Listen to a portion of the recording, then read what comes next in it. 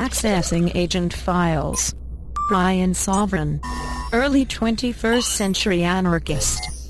Creator and host of the podcast Sovryn Tech. By the year 2021, the show would be instrumental in the downfall of various conservative ideologies in the government, helping usher in an incredible time. Hey, want to take a walk on the wild side and experience the bleeding edge of technology?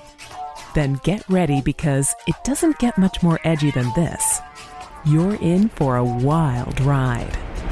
You're listening to Sovryn Tech with your host, the man in triple black, the Golden Stallion of the tech world, Brian Sovryn. He's got a huge brain. And now, here's Brian. Woo! Yes, sir. The Golden Stallion. The man of tomorrow. Here. Got a little special for you. I had the great honor of being on a show on LiveFreeFM.com. That's the website where you can find this. So in particular, I think the show's called, it's Freedom Media, and he has a lot of great guests. Which doesn't shock me because, I mean, like I said, he's a hell of an interviewer. Asks great questions, keeps things on point.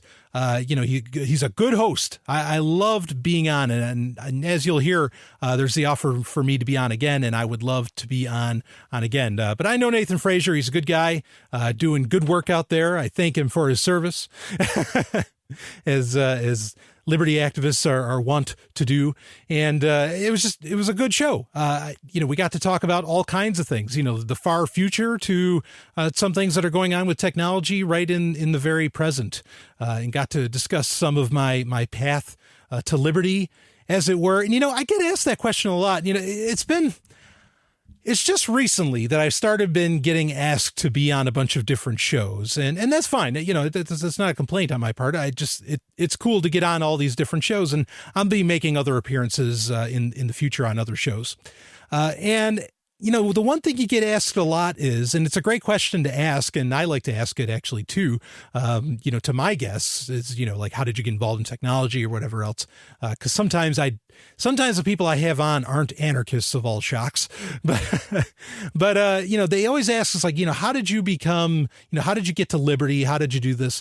And usually, I kind of chalk up the point, as I did in this show. I talk about my military experience, my 9/11 experience, all that stuff.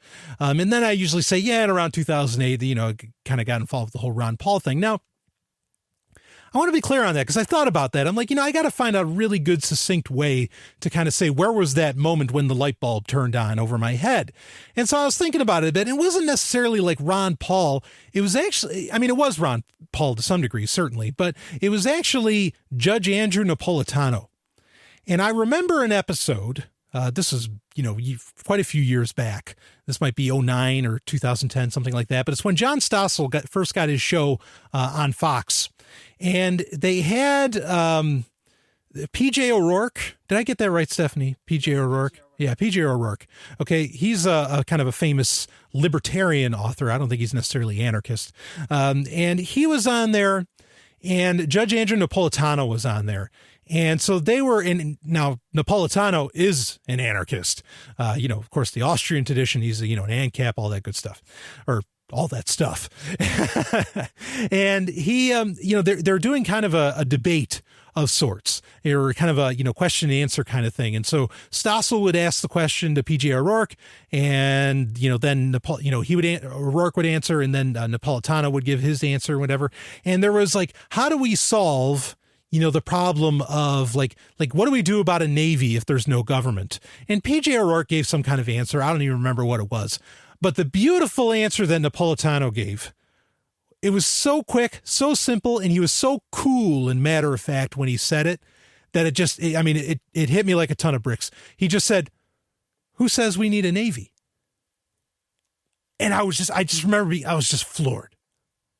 I was just like, yeah, right. Who says we need a navy? It was such a simple answer, to something that a lot of people consider this very complex, situation, or, complex problem. And it was beautiful. And I'm pretty certain right there was when, and I had already started reading stuff about Rothbard. I had read Rothbard, years before. But right there, when he said that on Stossel, that was the instant I became an anarchist. It was that. I mean, and then the other instant, of course, was when reading Lysander Spooner, and the point where he says, it's like, did you sign the Constitution? No. Well, then how does it apply to you? And you just go, yeah, right, it doesn't. But full on being an anarchist, that was it, was when, when Napolitano said that. And obviously you find out about the Mises Institute, and then, hopefully people even go beyond that, and they find great organizations like the C4SS and, guys like that. So anyway, that's how it happened. I don't think I mentioned that in this episode, but I wanted to bring I had the opportunity here, since it's, in this case, it's my show, even though I'm presenting you a great show from someone else, to really lay that out. But that was the moment. And I've said that a lot in personal discourse with other people, but I've never really gotten that out there. So I'm happy that I got the chance. But anyway, I want you to enjoy the show. It was a great conversation. Nathan Fraser is a great guy. I love who he's had. I've listened to some of his other shows at it's LiveFreeFM.com. And he has great, deep conversations going on there, which are the ones that need to be had. And it was awesome to be on his show. I look forward to it again if he decides for that in the future. It should really be good stuff. So enjoy it. And I always make sure you get a couple episodes a week, so you've got that right here for you. Anyway, Carpe Lucem, everybody. I'm going to let the music ride this one out. I'll see you on the other side.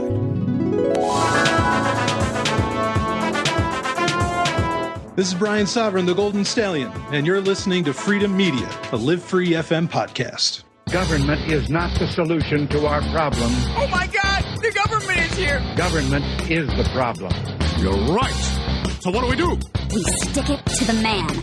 Stick it to the man? Say it like you mean it. We're gonna stick it to the man. Louder. We're gonna stick it to the man. What are we gonna do? We're gonna stick it to the man. If he gets up, we'll all get up.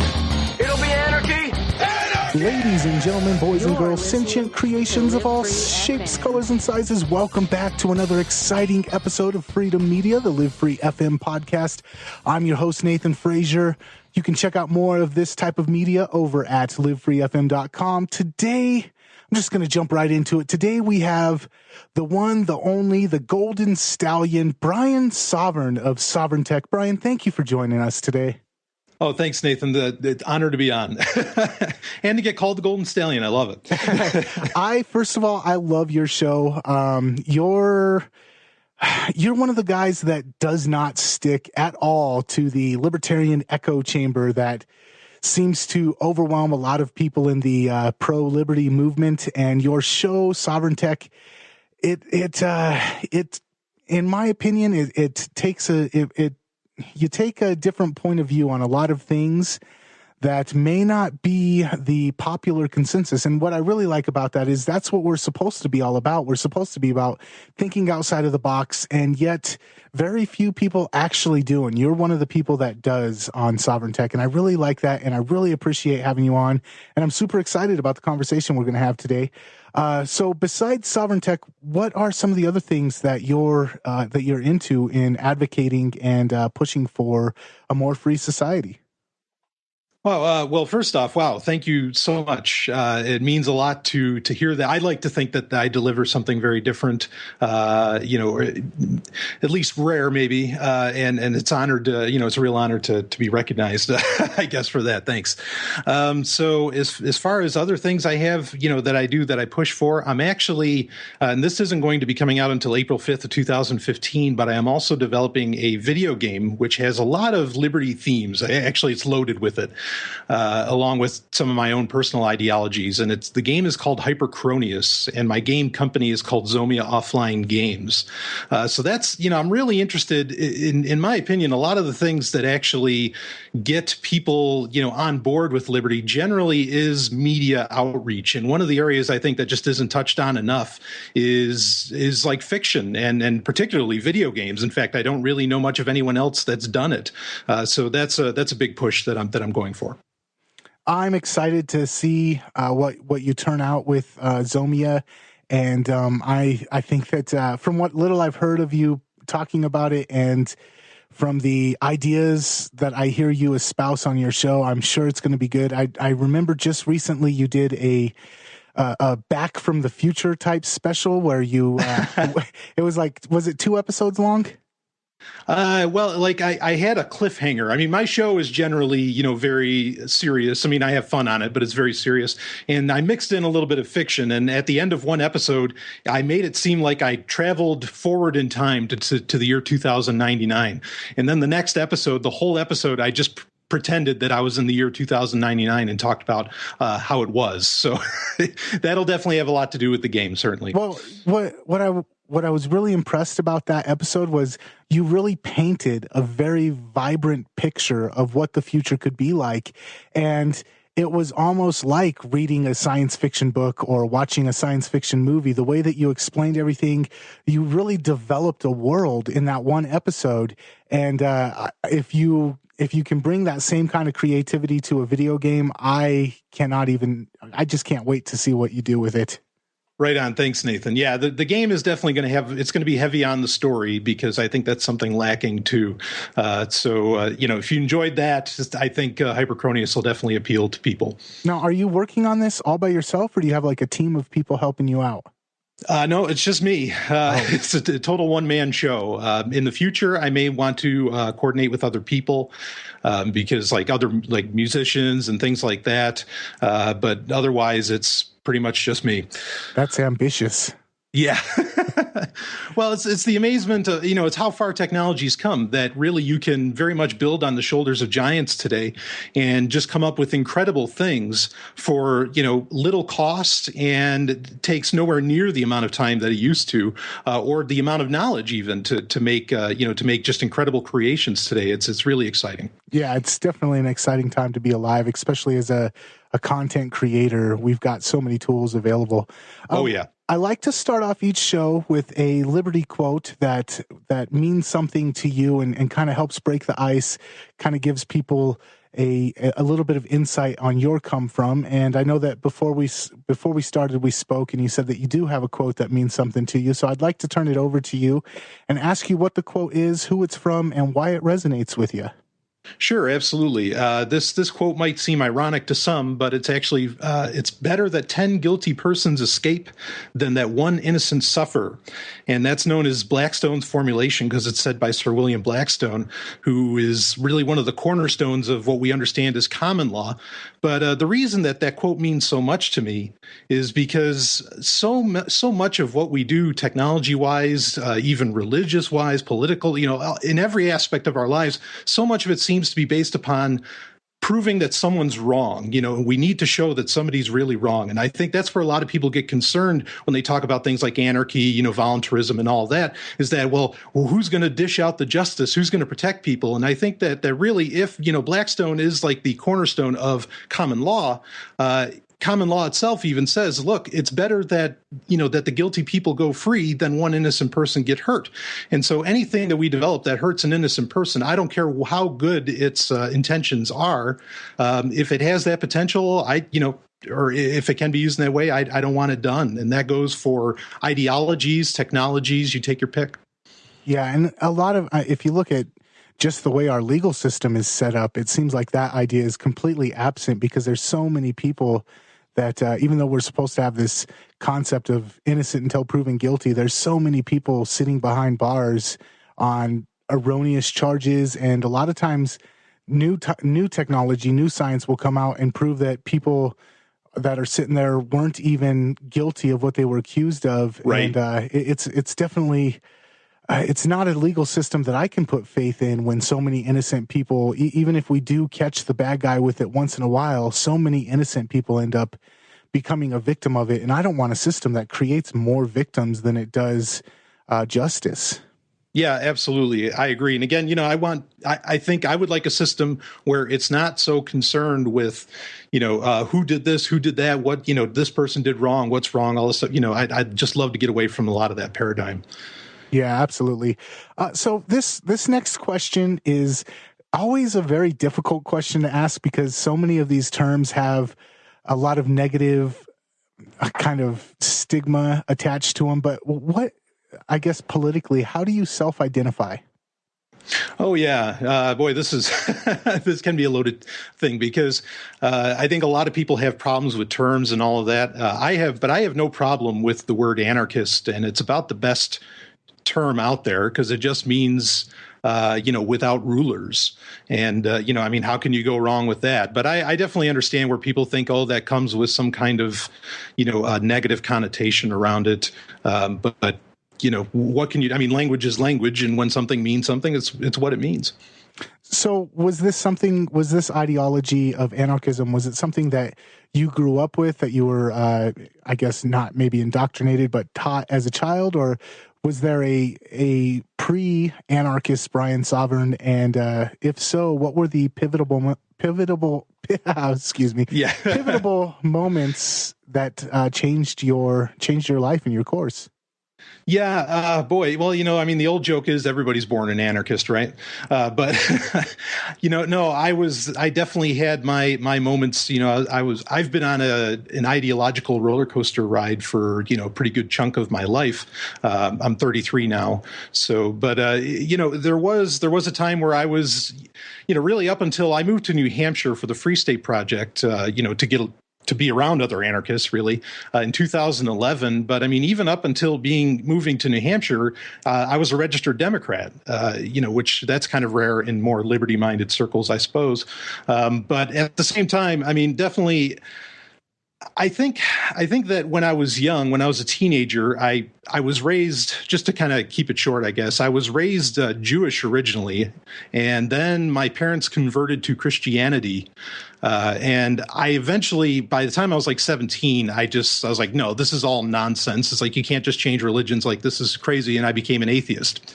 And then I think I was pretty well on my way to becoming an anarchist. But then 9/11 occurred. And when 9/11 occurred, I actually ended up joining the military. Oh. I went into the U.S. Army. And largely in part due to I wanted some revenge. I have no problem admitting to that, even though, revenge is anathema to me in my mind now these days. But in any case, I joined the military. And when I was in the military, that's really the pivotal moment. That's where, the waking up started to happen that, wait a minute, this system isn't right. There's something really, really wrong going on here. And so got out of the military early, fortunately. And then it was just a path from there, and you run into things like Ron Paul, in 2008 and whatever. And a few years later, I'm a full-on anarchist. It's funny how the state creates so many anarchists. That's something that I keep coming across with people. Oh, absolutely. Yeah. I mean, and I don't know how it doesn't happen more often. I've had people email into my show, Sovryn Tech, and say that, after listening to the show, they have dropped the military. They have quit the military and resigned and whatever, which I'm more than happy to hear that. I mean, one of the best ways to beat an army is to get everybody to quit. But, I don't know how it doesn't happen more often just on its own. I mean, because so many people, I don't think humans are natural born killers, at least not of each other. And I would think that at some point, a lot of these people would just have to realize, wait a minute, this isn't good. So yeah, it is interesting that the state's own brutality really does bring to light for a lot of people, or what I would hope in their minds, brings to light the sham of the system. But I'm amazed it doesn't happen more often. Yeah. So in my opinion, you're a very good communicator of these ideas, and your show, Sovryn Tech, it attacks the ideas of statism from a lot of different angles, and it's not really the conventional way. It's, for listeners that haven't heard it, I can just recommend going out and listening to it, but it's definitely not your typical political talk radio show, and you seem to have a lot of fun with it, and you seem to be very effective at communicating these ideas. When you first started coming to them, were you as effective, or were there any big mistakes that you had to learn from trying to communicate these ideas? Boy, that's a great question. And thank you for that. But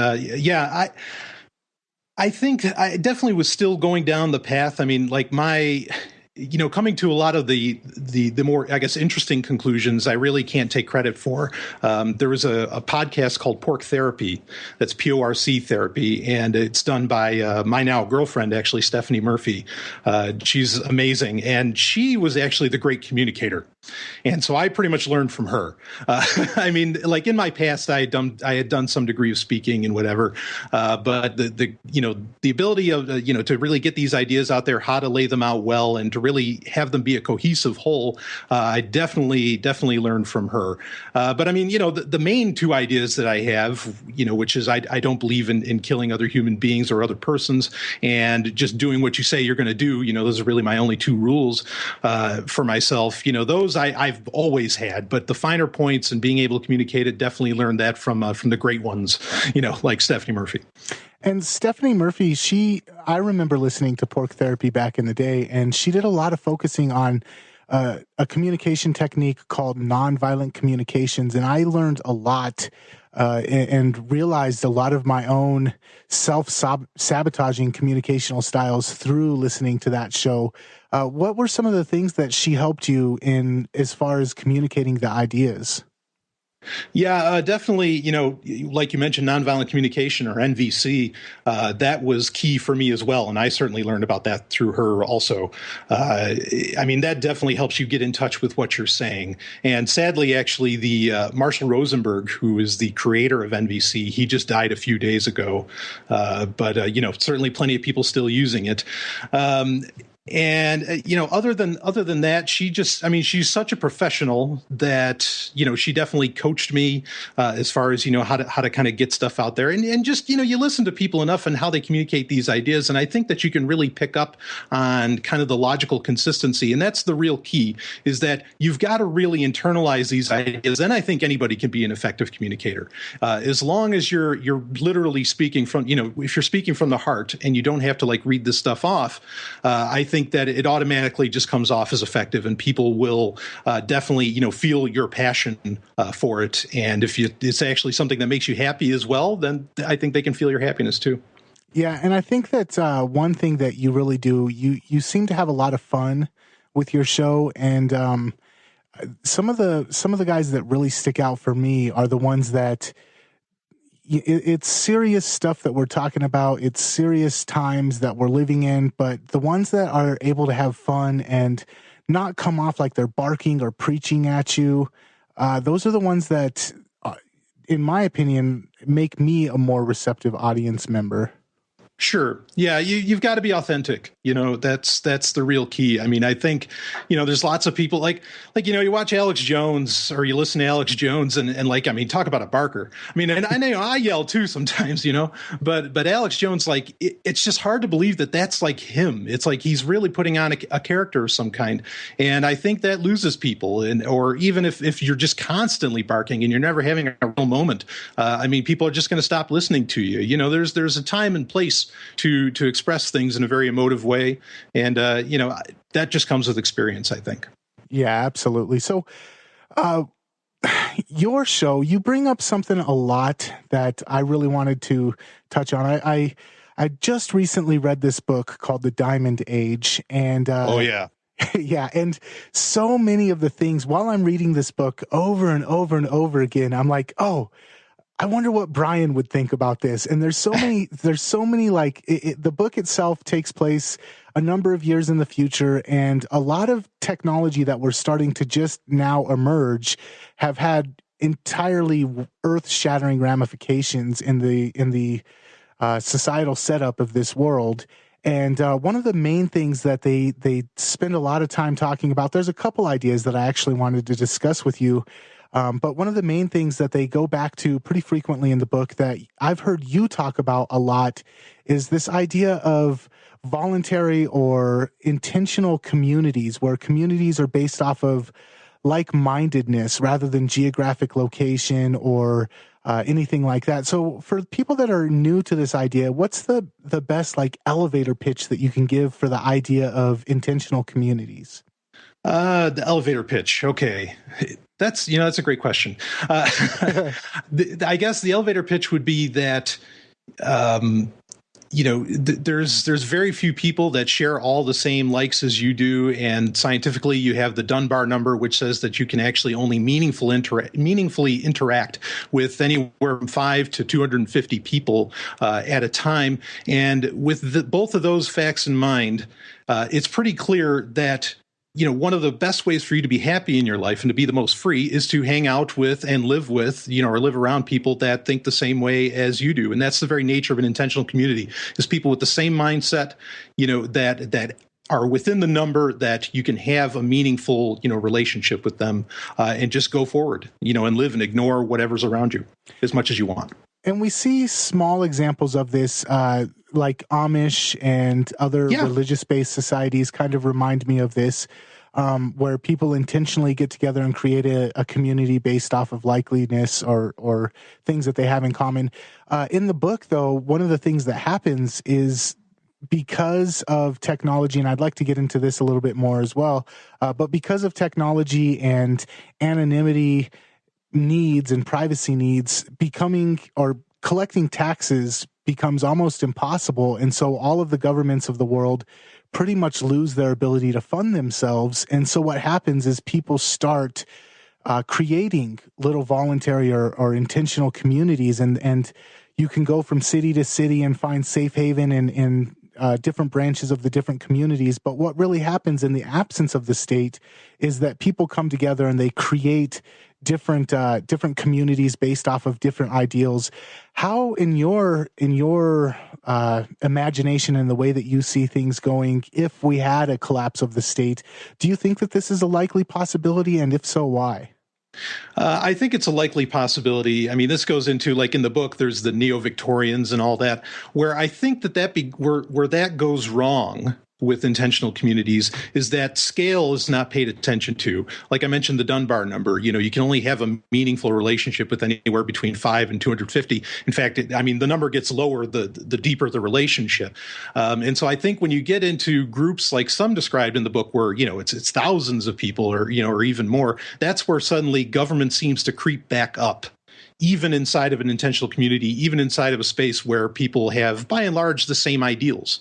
Somehow enforcement comes into play. But I definitely see this, if it were ever possible, and I'd argue maybe that it isn't, but if it were ever possible, that there would be, the world would, drop the state, drop the idea of government. It really would be pockmarked areas where some people believe in this, other people believe in this, other people believe this way, or they have this ideology or that ideology. And I think it's just in many ways, it's returning to how humans already were before the state maybe first came into fruition, is that they did just, it's almost tribal, just plus technology.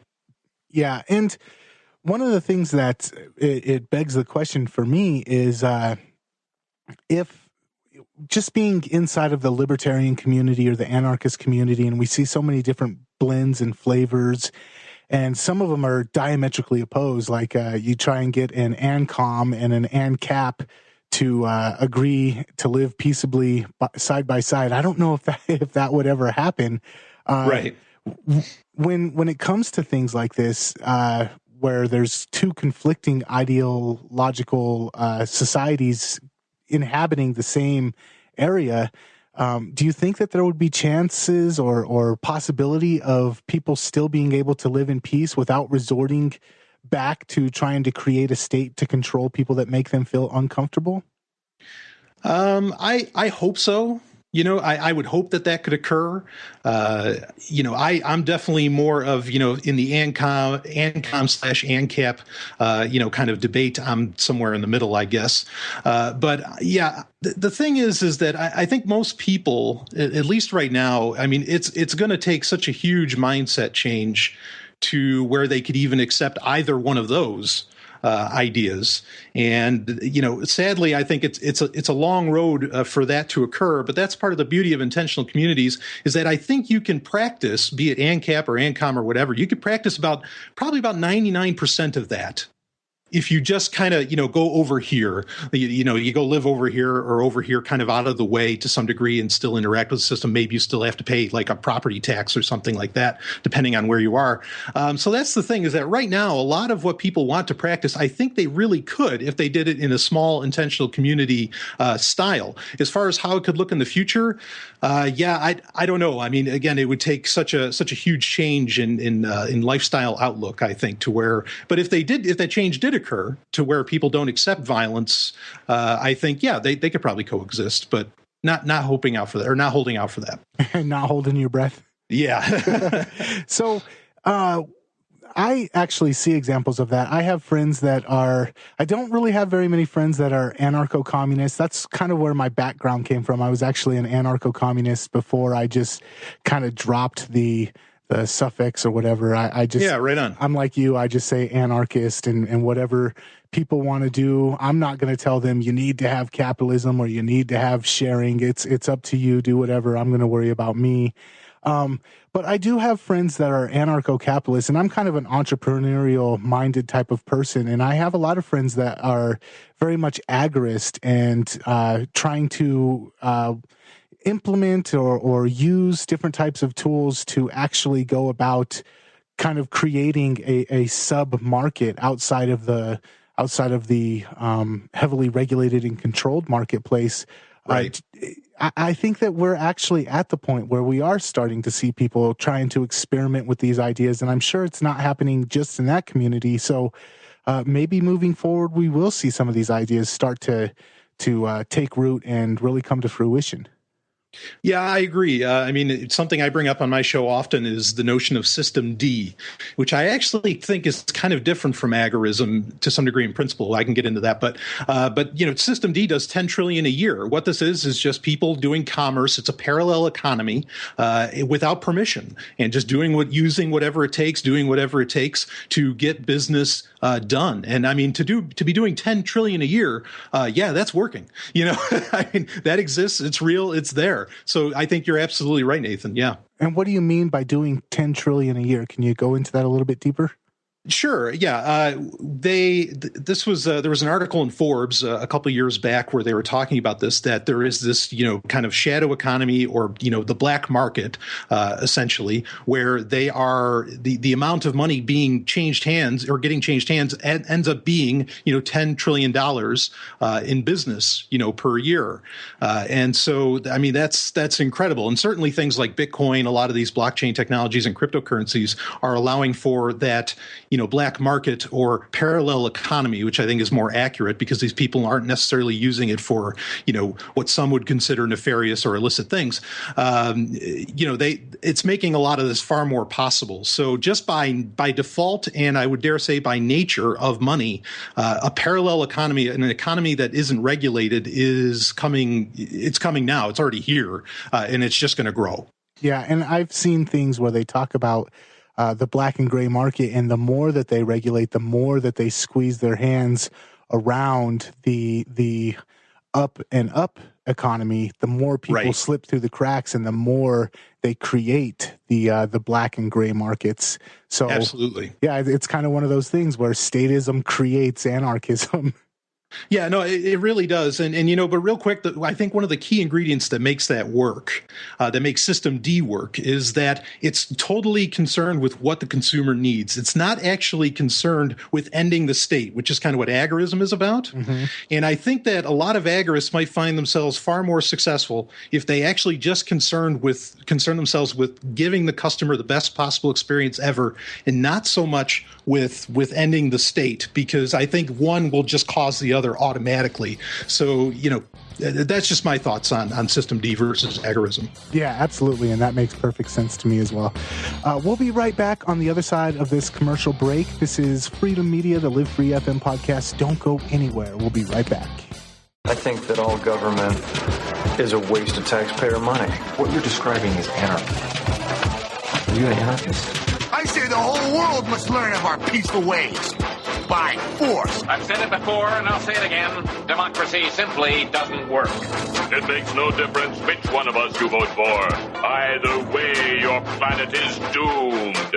Doomed! All right, welcome back to Freedom Media, the LiveFree FM podcast. We're broadcast every single Sunday night on the Truth Frequency Radio Network, UCY.TV, LiveFreeFM.com, 90.7 FM in the Denver metro area, and you can now catch the show over on LRN.FM. I want to say a huge thank you to everybody over there that was, I guess, to Ian, who made the choice to start picking up this show. And man, I've been getting a lot more downloads ever since LRN.FM started carrying the show. So super thankful for that. And welcome to all the new listeners. If you guys are enjoying this conversation with me and Brian tonight, I have lots of other interviews with some of the greatest minds, in my opinion, that are pushing forward to the next evolution in society, which in my opinion is a decentralized, stateless society. And that's kind of what we're talking about tonight with Brian. We've got Brian Sovryn, the Golden Stallion from Sovryn Tech,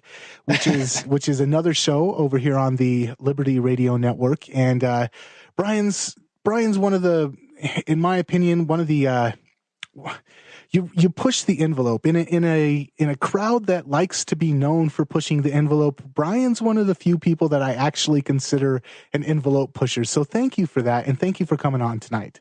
Yeah, thanks, Nathan. Absolutely. So we were talking, before we went into the break, we were talking about System D and the alternate economy that's out there, and it seems to just be growing, and new technologies are popping up every single day that are facilitating the growth of this counter economy. And that's one of the things that's in this book. I really do appreciate you coming on, and I told you beforehand I really wanted to talk about this book because I don't know anybody else who I would enjoy and be able to get as much insight out of this conversation about this book as you. Your show has a lot of similar ideas and a lot of parallel type of ideas that were expressed in this book. And one of them was how when they were decentralizing the internet, they had to, because technology got to the point where a centralized internet just wasn't possible anymore. Right. And that's something that you talk about a lot, from Made Safe, and I heard you mention a new thing just recently. What is the idea of a decentralized internet? Well, it's actually, this is the interesting thing. Now, technology, at least we're finding in the past 100 years, is pretty cyclical. So, there's not necessarily a whole lot of new ideas out there. It's more like their time has just come. And a decentralized internet is actually originally largely what we consider the internet to have already been.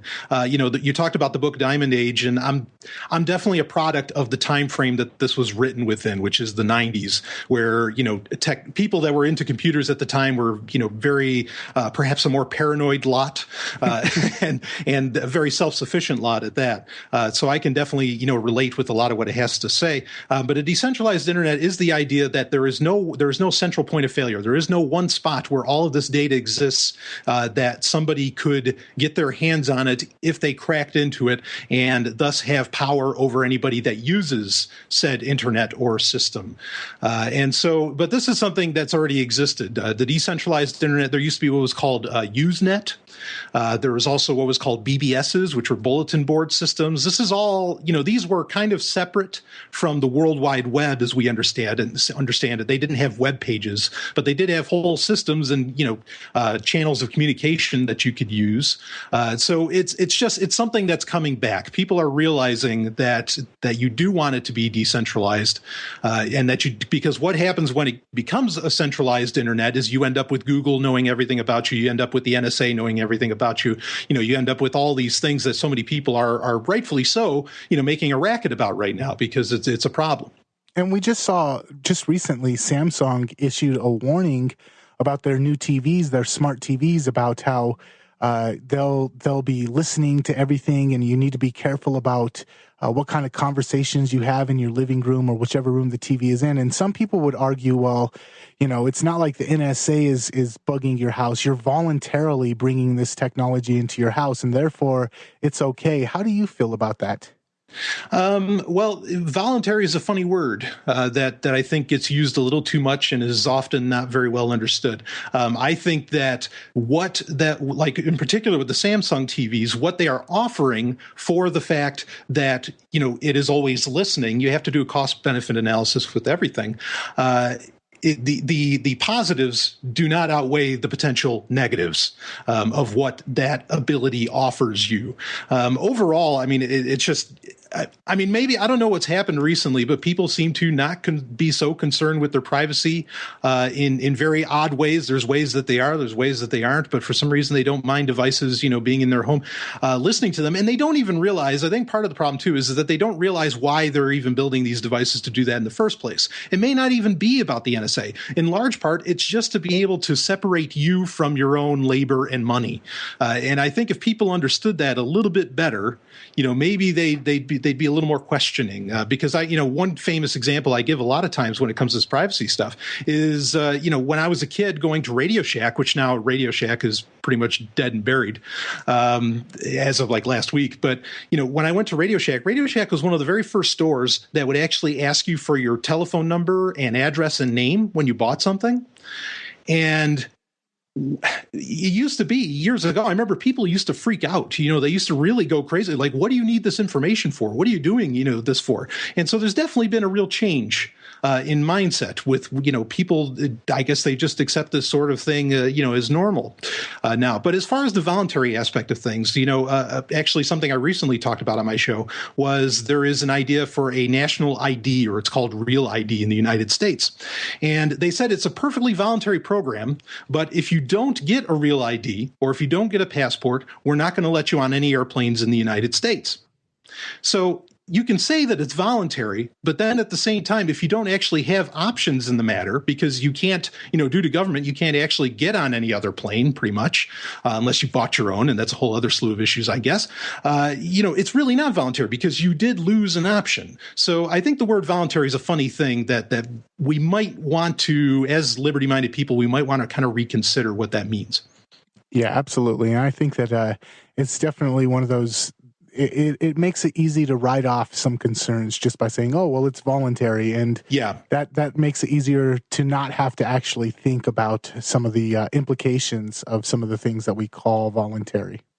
Right. I mean, freedom really comes from choice and options. It doesn't necessarily, in my opinion, come from something being voluntary, because, I mean, if something it gets allowed some degree of monopoly power, anything does, you don't actually have options anymore. And I think that's the real key thing. So maybe that word should get used a lot more as option and choice as compared to voluntary. Yeah, absolutely. You make a great point. One of the other things, we've kind of touched on this, and I'd like to get your thoughts on the real world example, is when they were building this internet or this new communication system, they started, a lot of the people really wanted privacy, and a lot of the people wanted security. And this is a legitimate concern. Even nowadays, you see things like VPNs and how many big corporations use them to try and keep industry secrets, and how many average people are starting to see the value of these things as well. And it's not just like black market criminal drug dealers that value this type of anonymity. One of the things, though, is in that book I mentioned earlier how the ability to collect taxes pretty much just disappears because of the way that they set up transactions, and it's almost impossible to track what people are spending, and therefore it's almost impossible to tax.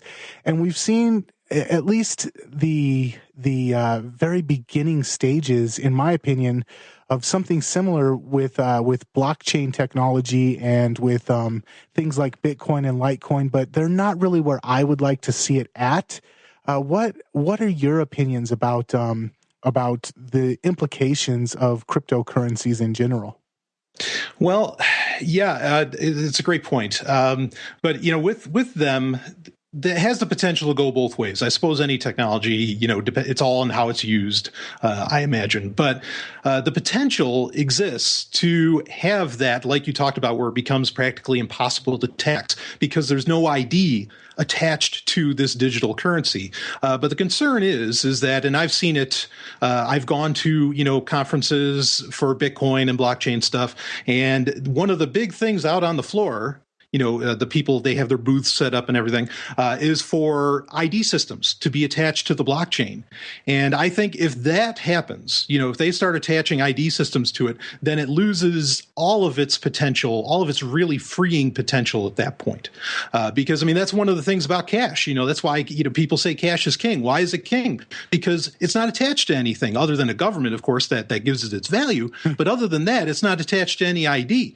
So, at the direction that I see most cryptocurrencies going, not all of them, but that I see most of them going is really, cash is going to be a better thing, in my opinion. I'd rather have cash because at least then they're not going to track my spending or whatever. And not that I buy anything weird. The bulk of the things I ever purchase are video games, for crying out loud.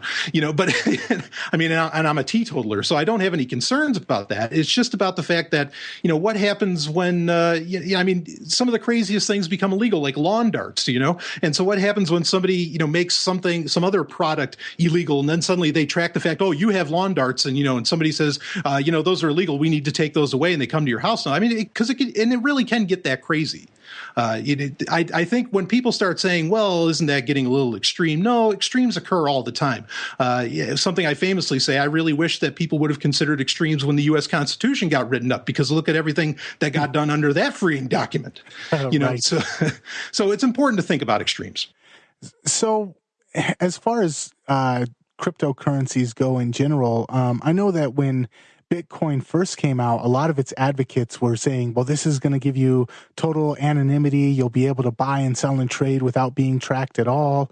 And that, at least it seems like with recent cases like the Silk Road case, it seems like there's not total anonymity with Bitcoin. And is that for the community that's involved with that, is that something that's being addressed, or is that something that's an actual concern? Yeah. Two parties. There's those that want it to be anonymous, and certainly that was a degree of bad marketing in the beginning, as far as saying that it was anonymous. It can be anonymous, but you have to do a lot of old school plus new school style, crypto work to make it truly anonymous. The technology itself isn't. But then there's people that actually want it to be, they don't want it to be anonymous. They want it to be able to be tracked. You have the Bit license in New York that's getting, proposed, where they want to track businesses that do this sort of thing. But the funny thing is that first off, there are other cryptocurrencies like NXT, and there are some others where they are developing in these features that will make it impossible to track them, or at least relatively impossible to track them. So that's one thing that's happening. But the other thing that I think a lot of people really miss is that, when Bitcoin was really early on, we're talking 2011, which is early for Bitcoin. The lead developer for Bitcoin, Gavin Andreessen, he came to a show that I used to be on for 2 years, Free Talk Live.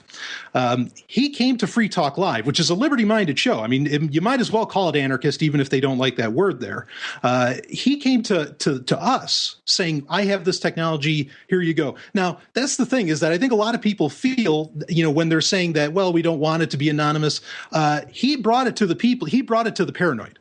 Like Bitcoin started off with the paranoid. And so I think when people get mad about the fact that there's those that want it to be anonymous, that's really not our fault. That's the fault of the lead developer for pitching it to the people that would want it to be anonymous.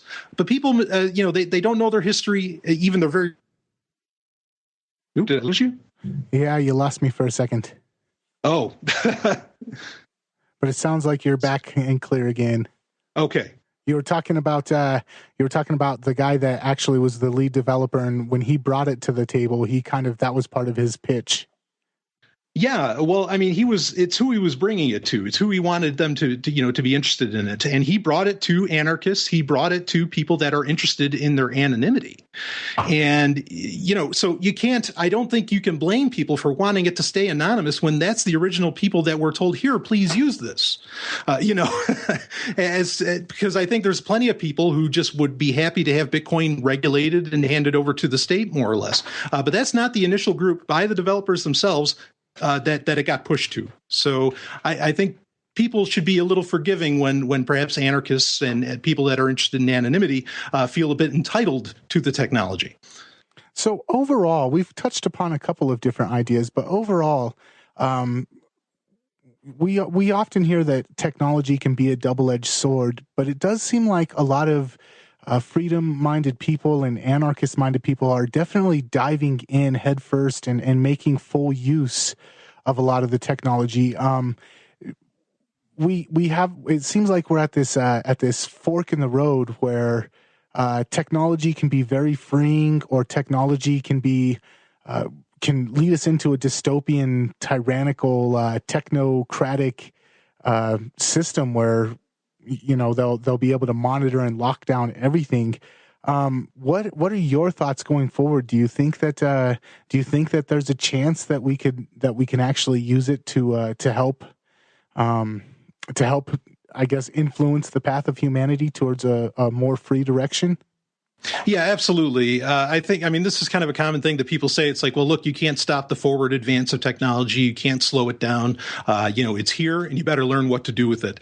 But I think that's the thing, is that you can choose the direction in which technology goes, and you can hard code it to be pro freedom. It's a fact, or you can hard code it to be something else. A good example is Facebook. Recently, Facebook runs off of a bunch of algorithms that chooses what follows policy and what doesn't, and what they want posted and what they don't. Something recently that's happened is that Native Americans are getting their accounts turned off because their names don't appear to be following Facebook's real name policy. So their algorithm just says, oh, no, this can't be real because the person's name is, Lee Red Star or, Red Wolf or something. And, they think it's a BS name. But that's the thing. If there wasn't an ID system or an ID algorithm at all, the problem wouldn't even be an issue. So that's the thing, is that you can, in many ways, hard code very freeing ideologies into technology, or you could hard code things that aren't freeing at all. Now, I would like you to expand on that, because for me, it was a hard idea to wrap my brain around until I heard you explain it. And I know that my listeners, not having already previously heard your explanation about this, probably are not really grasping the full concept. But how would we be able, if we did have a technological grid set up, or a decentralized internet set up, or whatever, and we wanted to be able to, ID does help in certain things. It helps make sure that my credit card or my my mail doesn't get sent to the wrong place, or my credit card isn't used by somebody maliciously. But at the same time, I don't want to give all of my information over to somebody. But that seems to be where we're going with all of this mass surveillance and mass information data collection, is everything's being stored centrally. Is there a way that we could still have the convenience of being able to say, look, I'm over 18, so let me into this movie, without saying, here's my financial history, here's my criminal background, here's where I live at? Is there a way to differentiate the two with the direction that technology is going in? Yeah, definitely. Something that we mentioned, that 2099 episode that I did where I was, in the future, and I played it up what technology would look like there and all that. And I had an idea called the authlet, which was essentially this notion that you could create, you had a device that wouldn't identify who you are, but would just verify. As compared to identify, it would verify, your credentials, essentially, which some would say that that's ID, but it doesn't have to be. And we have an example in 2009 where IBM, of all people, came up with a technology called Identity Mixer, where it was just that, where all it would do is, like, say you were going into a chat room, or like you said, you're going into a movie, perhaps that's rated R or whatever. It would say, okay, rated R is you have to be over 16 to be in here alone. And this Identity Mixer would essentially say this person is between the ages of 16 and 65. It wouldn't even give, the specifics. It would just give enough information to where, you were able to access whatever you're trying to access. And the example that I give often is the idea of a safe, okay, where you put your prized possessions in a safe. The safe doesn't know who you are. Maybe there's safes that take your thumbprint and all that stuff, but the safe doesn't have any idea of who you are. It could be anybody. You could tell other people the code to open the safe or whatever. But the point is that the safe doesn't to guard you, to hold your precious things. It doesn't have to, it doesn't have to know anything about you to do that. You just kind of have to know the set code. And so that's the idea, is that, yeah, I think you can still have the convenience convenience. It's just we kind of have to get over the fact, and this is why, that quote I gave earlier from Blackstone is so important, because I think people want the ID so that way when something wrong happens, they know who to point the fingers at. But if we get over the fact that perhaps it's far more dangerous to be able to point the finger at people that did something wrong, than it is to just have a more open system. Again, cost-benefit analysis. I think you end up with some really interesting ideas, and ideas that aren't new, ideas that have existed for a few years now at least. Yeah, a lot of times the desire for safety comes with shackles, and there's got to be. I don't think that we have to totally give up every form of safety, but definitely the shackles that come along with them, I'm not comfortable wearing at all. Right. Well, and it's important to recognize, too, one of the reasons I push for intentional communities so much is that really a lot of these technologies, even what Google does, what all these companies do, it's just trying to mimic our natural intuition when we're standing in front of somebody. And it's trying to make that happen on a global scale. And so if you go back towards, where you're working with smaller groups of people within these intentional communities, and that doesn't mean you still couldn't trade with other people. Of course you could. But if you go back to, dealing with more people at that scale, I think you'll find a lot of these technologies don't even have a purpose. No, of course I know my neighbor. What's the worry? So that's another reason that I push for that a lot, because I think there's a lot of freedom to be found when you live at scale.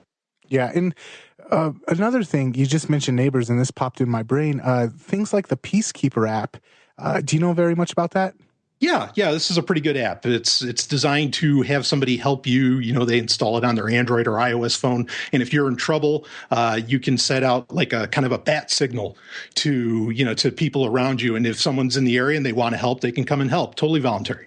Yeah, and it seems like a lot right now. There's a lot of technology that are basically making the services that the state trades us in exchange for submission and tax dollars. It's making a lot of those services almost completely obsolete, and that's something that I am hopeful for in the future. We've kind of talked about some scary things. We've talked about some inspirational or uplifting things as well. Before we go, rather than just leave the show on storm clouds, I kind of like to talk about the silver linings. What are the silver linings that you see? What are the things that give you hope or cause for hope in the near future? Oh, it's definitely when Edward Snowden revealed what the NSA was doing, a lot of people did take notice. At least the people, I suppose, that it matters took notice and said, okay, we need to develop technologies, that thwart this. We need to do this right this time and not trust, the government anymore. And so the hopeful thing for me is that a lot of this technology is enabling people to do, such incredible things that normally only massive nations, perhaps even with slaves could ever dream of pulling off. But now you can achieve so much of this stuff with technology that can sit right in your own home. And the ability, the math of encryption is relatively uncrackable.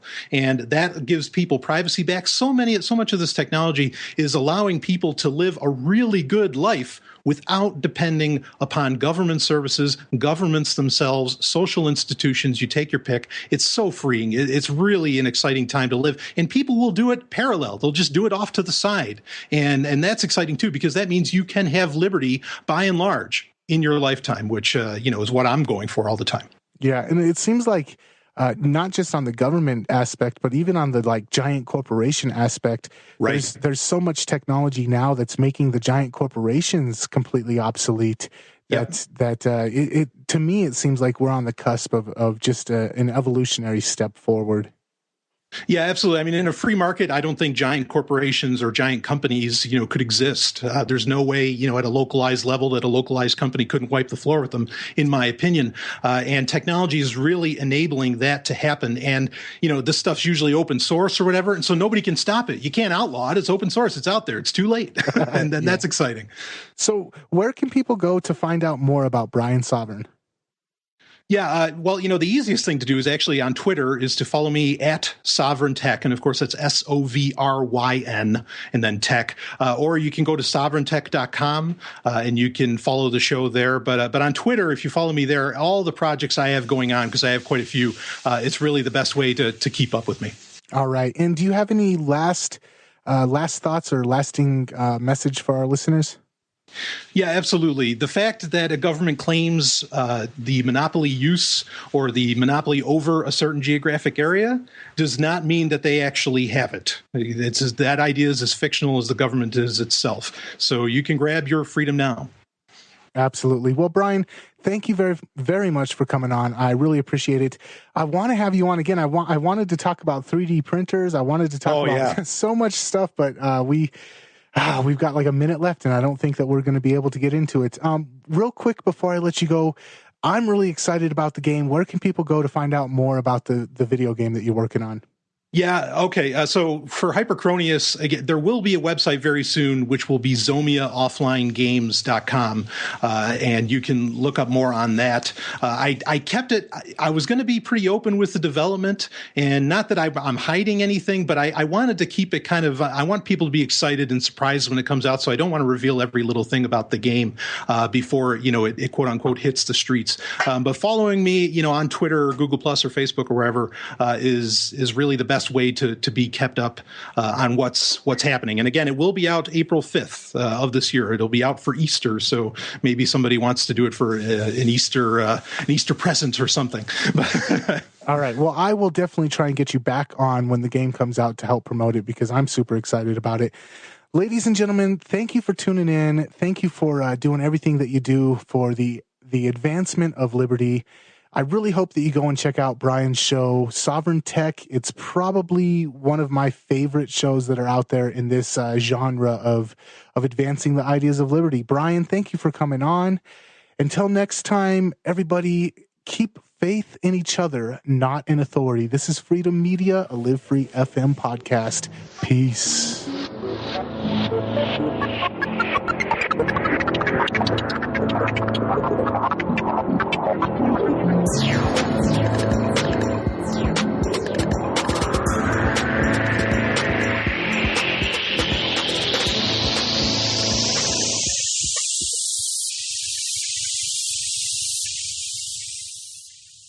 For tens of thousands of years, one question has plagued the greatest minds of our species.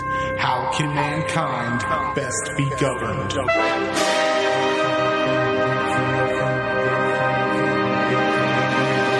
Now, after all this time, a new question has arisen. How can mankind best be free? LiveFree FM. It's like a roadmap to a stateless society.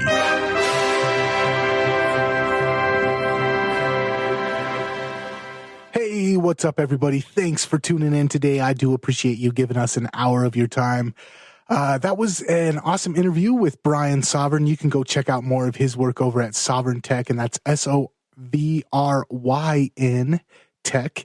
And he does a great show over there. I really enjoy it. And I don't know if it was that I drank too much coffee this morning. I've been doing interviews all day, and I've been up since the crack of dawn and drinking way too much coffee today. Or maybe it was just the fact that Brian is one of those guys that mentally and intellectually is very intimidating to me. He's one of those guys that I don't know if I could hold my own in an intellectual conversation with him. So I was a little bit nervous doing this show, and I hope that I did a good job. I hope that you guys didn't come away being like, man, Nathan just totally train wrecked that interview. But there was a couple times where I felt a little bit derailed. So anyways, I do hope that you guys enjoyed that. I'm going to have Brian back on again. So much to discuss. One thing that I think that Brian really makes me consider, and hopefully was able to come through in this conversation, was technology doesn't have to be the scariest thing in the world. Technology doesn't have to be all about RFID cards and freaking using radar to spy on people and tapping everybody's phone line like the NSA says. There's an emergence in the techno community. There's a lot of people inside of the technological community that are very much concerned with some of the things that you and I are concerned with. Brian talked about when these things like the internet first started coming about, a lot of the people that were on the front lines of it were very much concerned with liberty, concerned with privacy. We're a paranoid lot of people. And there's, the guy from McAfee Antivirus Software, he's one of the leading programmers from that time period, and he's very much in line with the ideas of liberty. I think actually just recently I saw him in an interview flat out admitting that he's an anarchist, and he kind of feels like he's always been an anarchist. So there are a lot of people inside the tech community that are not just going to go along with the control grid system that the powers that be would love to turn technology into. And there's a lot of people using technology to fight back. And that's something that I really get a lot out of Brian's show, is he does a lot of focusing on how people are using technology to fight back against the surveillance state and to fight back against the technocracy that some people would like to see built off of so many great ideas. And, it's like a double-edged sword. And a lot of people are technophobes and only want the government to have the grip on that sword. And it's a sword that we can grasp as well. And I think that Brian's one of those guys that is definitely showing how, when we take control of that double-edged sword and we use it to our own means, we can use it to fight back against these systems of control. So I do want to thank you guys for listening in. And again, remind you, check out Brian's show. It's Sovryn Tech, and it's SOVRYN. And I'm sure that you'll enjoy it. Real quick, before we're out of here, I do want to give the friendly reminder that if you're listening to this on iTunes or Stitcher or any other type of podcast catching technology out there, subscribe to the show, rate and review the show, and share the show with your friends. If you think that you found value in this interview and you think that other people would find value as well, just, it's easy. Just share it on Facebook or Twitter. It's real simple. Technology makes it very simple to spread these ideas and, contributing to this conversation and supporting the people that are having this conversation. It's a very important thing to do, in my opinion. So, if you can, take 30 seconds out of your day and share the show on your social media platform and rate and review. I really appreciate it. It means a lot, and it definitely helps out a lot. And lastly, real quick reminder, if you are somebody who's into collecting or buying or selling, trading silver and other precious metals, we do have an affiliate program with Amagi Metals, and you can go over to Amagi Metals through the LiveFree FM link. If you go to LiveFreeFM.com and click on the Amagi Metals banner link that's on the right-hand side of every page, you can go check out Amagi Metals. They're a great liberty-minded company. I'm actually friends with some of the guys that work over there. They're a local company here in Denver, Colorado. And they're liberty-minded people. They're anarchists. Some of them are just flat-out anarchists, and their products really show that. If you guys go and check out their products, they've got a lot of great liberty-themed pieces of metal and gold. And if you want to support liberty, if you want to protect your earnings, and if you want to help out LiveFree FM all at the same time, you can go to Amagi Metals through the LiveFree FM affiliate link on LiveFreeFM.com. Or if you're there and you're checking out, we've got a limited time offer going where if you put in the promo code, TFR for Truth Frequency Radio, if you put in the promo code TFR, that also helps them know that we sent you over there, and that helps us out as well. So Amagi Metals, promo code TFR, and I hope you guys check that out. Until next time, this has been another super exciting episode of Freedom Media, the Live Free FM podcast. I will catch you on the flip side. Peace.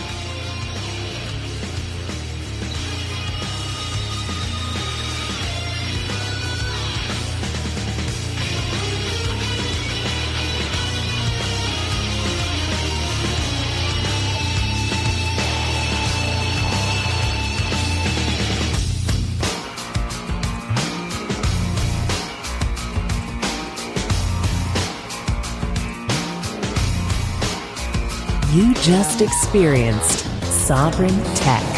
Go to sovryntech.com. That's SOVRYN tech.com and connect with us there. Find links from today's show and catch our podcast feed. Sovryn Tech is copy heart.